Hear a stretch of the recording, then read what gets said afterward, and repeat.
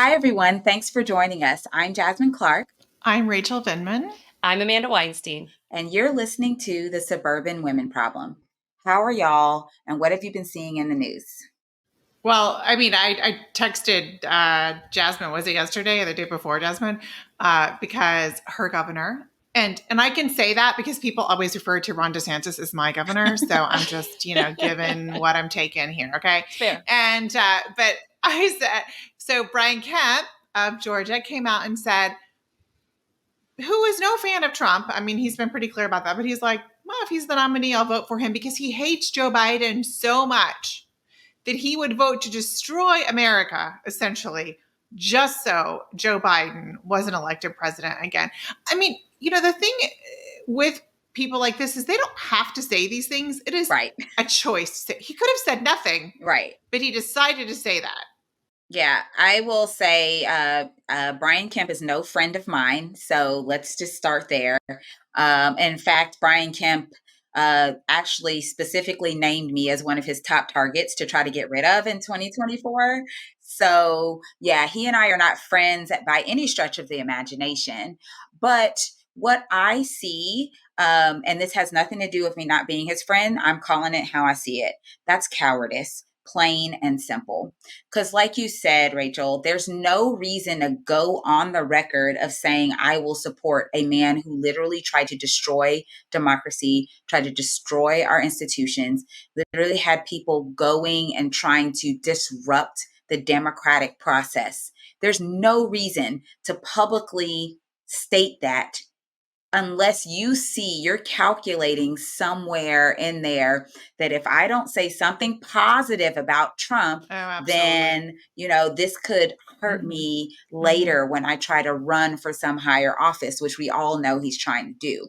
So I think that it's cowardly. It's straight up cowardly, but it's also dangerous. And I think that's more important than the cowardice. It's dangerous. It's dangerous to our country. It's dangerous to everyday working people. It's dangerous to people of color like me. It's just straight up dangerous to even suggest that somehow a viable option to Joe Biden getting 4 more years is that crazy guy under multiple indictments getting a chance back in the Oval Office. It's insane to me.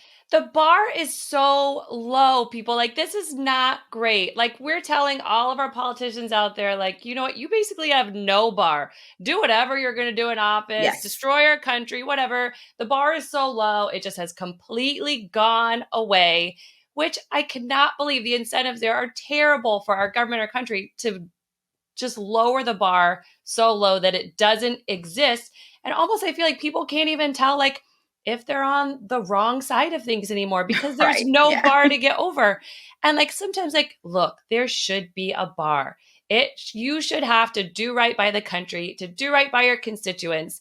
And we've seen so many people not be able to get to this over this bar, even at a local level, right? Where we see Red Wine and Blues Deputy State Director in North Carolina, Renee, personally attacked her children she had her children attacked by someone else just so that person could score political points. This book was read here in front of the school board here recently by a woman who admits that she has this type of literature in her house, but she also has 2 trans children.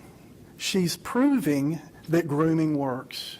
What was spoken today of my children was a lie, but to be very clear, if they end up trans, if they end up non-binary, if they end up gay, straight, bi, or anywhere on the spectrum of gender expression or gender belief, that is okay.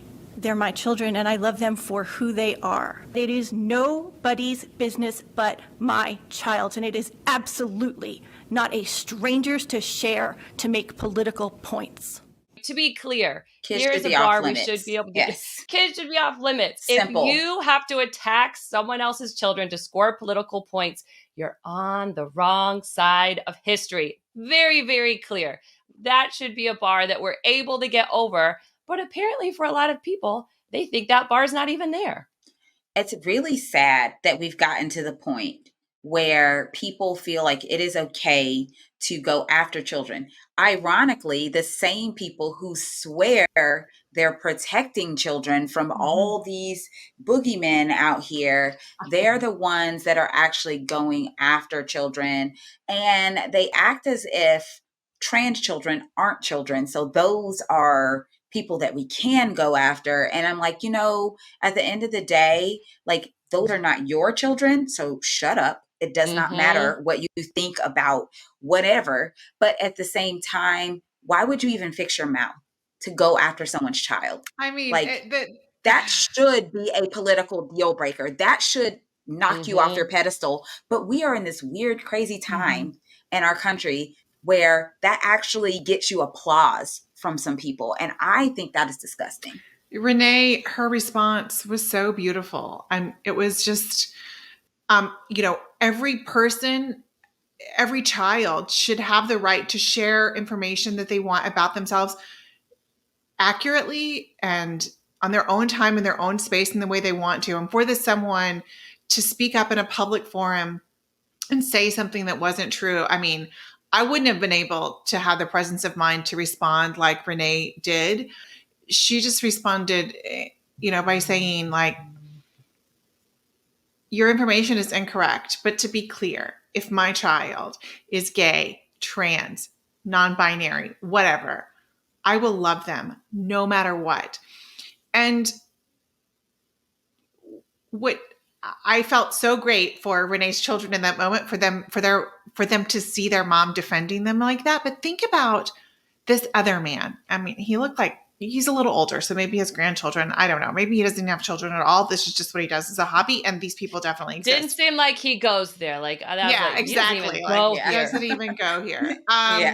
And he, like, can you imagine? So your child, maybe they're cisgender, maybe they're heterosexual, but what if they're not good at math or they don't want to play football?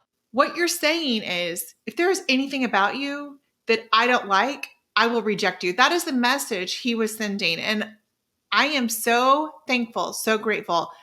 I never experienced anything like that in my family. I knew, even though we never talked about sexuality or sexual orientation or gender identity in any way when I was growing up, I knew that there was nothing I could do to make my parents and my grandparents not love me. Maybe they wouldn't always approve of my choices or my decisions and, things that I did, but they would never not love me and accept me. And I see so many people out there. I think that's the message they're sending their children. I'm very worried for that, because I can't imagine what that causes. And that's such a good point. I wonder how many of these people that are on that side that are so rabidly against anything they don't consider, quote, normal.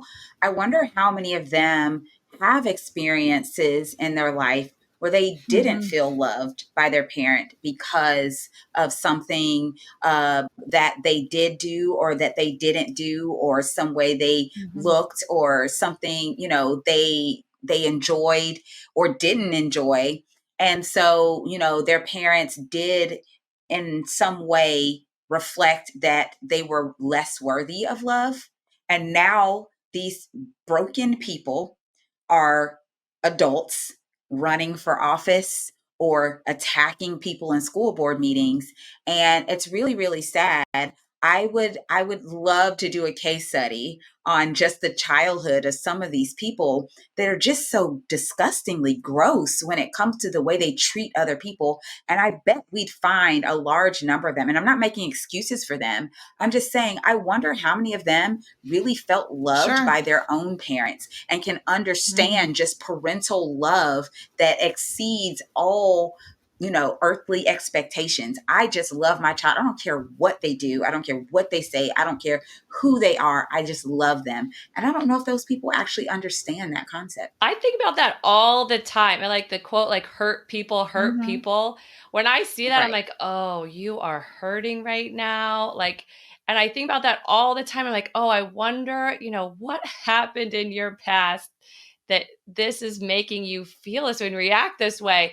But then other times I see people and I think, I don't know your past, but I'm pretty sure you know better. And Oh, yeah. I know you well enough to know you're capable of better and to know better. And then I get even more mad because I'm like, Right.